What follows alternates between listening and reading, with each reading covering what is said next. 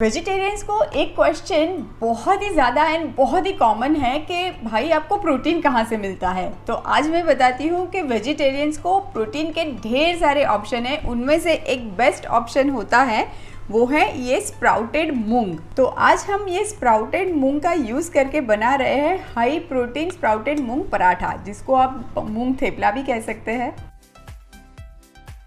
तो स्प्राउटेड मूंग पराठा बनाने के लिए सबसे पहले मैं ऐसे एक चॉपर में ये स्प्राउटेड मूंग ले लेती हूँ 1 कप जितने, और अब ये मूंग को मैं दरदरा सा चॉप कर लेती हूँ।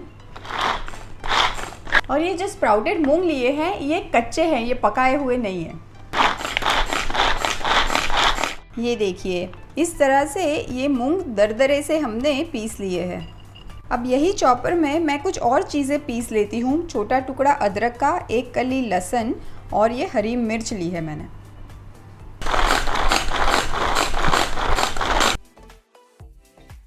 आज तो ये पराठा मैं सिर्फ मूंग से बना रही हूँ, पर आप चाहो तो मूंग के साथ साथ इसमें मेथी या पालक का भी इस्तेमाल कर सकते हो, वो भी बड़ा मज़े का बनता है। ऐड करेंगे कुछ फ्रेश धनिया। अब ऐड कर देते हैं थोड़ी सी हल्दी एंड हींग।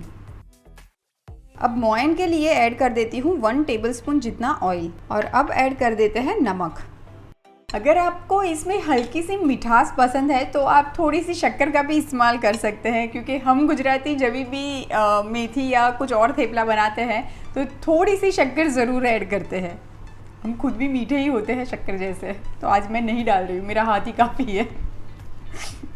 और लास्ट में ऐड कर देती हूँ आटा। ये नॉर्मल गेहूं का आटा लिया है और ये भी 1 कप लिया है। और अब हम थोड़ा थोड़ा पानी डाल के एक सॉफ्ट सा आटा बना लेंगे। थोड़ा सा तेल वाला हाथ लगा के मैं ये आटे को छोड़ देती हूँ 5 मिनट के लिए।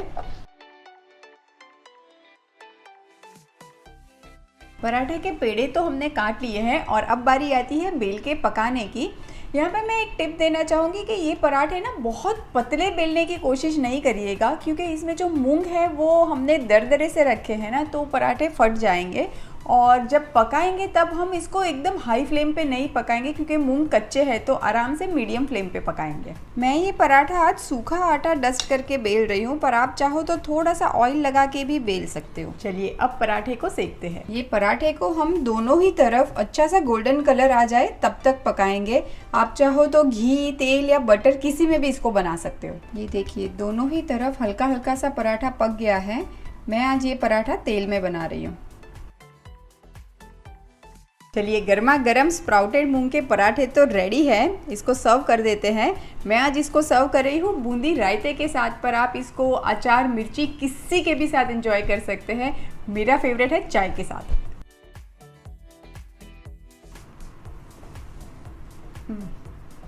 ये इतना यम्मी है ना, ये एक बार ट्राई करके पक्का आपका ये नेक्स्ट सुपर फेवरेट पराठा बन जाएगा। Must try recipe.